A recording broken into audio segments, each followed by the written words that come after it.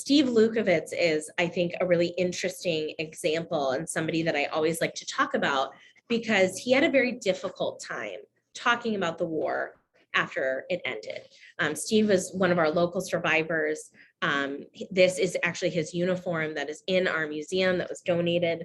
I think one of the really special things about our museum that many other museums often comment on is the community that we have here in Michigan of our local survivors. The image I showed you before, the painting, Sam's painting, we have actually, the picture doesn't do it justice. If you hopefully come someday, these pictures are large paintings. They're very large. And he did an entire series of paintings that we have hanging in the museum. But again, another one of these artifacts is we have Steve Lukowitz's uniform.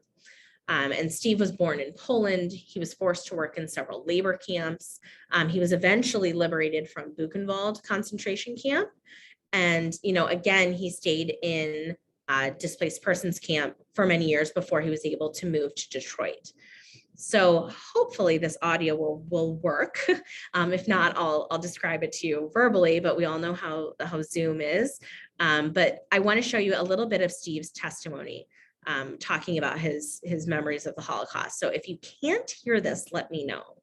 At the time, we tried at dinner time, you know, we always tried to, with the family, with the kids, sit together. I tried to be at home, you know, sometimes couldn't work out, you know, but working, and I couldn't make it to dinner, you know. So dinner time, you always talk things over, you know, with the family. And my son was maybe 3 years old, 4 years old, I don't know, but he asked me about my number on my arm. And I didn't know what the number said. Well, when you grow up, you know, I tell you. And he kept on asking me again and again, you know, about the number. I said, you know what, Mark? I said, that's my telephone number. You know, so I wrote it down on my arm. I should remember my telephone number. And that was it. When he started going to school, you know, and he had homework to do, bring home, you know, and he always asked his mother, you know, my wife, you know, how you spell so this word, and you spell this word, you know, and he keep asking all the time, you know, add, you know. And one day I said, Mark, how come you never ask your father, you know, how to spell your name? He said, Dad, how can I ask you to spell your name? You don't even remember your telephone number. you know, you know. So eventually start telling your family about well, when they're older, you know, they start asking, you know, I couldn't, you know, tell them, you know, people ask me schools, you know, to go and tell my life story, and I can't do that, you know. But eventually, you know, I start telling them little by little, you know.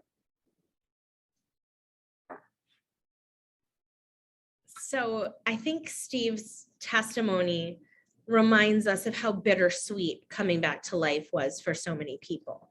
You know, he's jovial and he jokes that it was his telephone number, right? And how kind of funny it was that his son thought that, but then you can kind of see the sadness there too, right? That this was what he was forced to tell his child because he didn't want to tell him what had actually happened to him.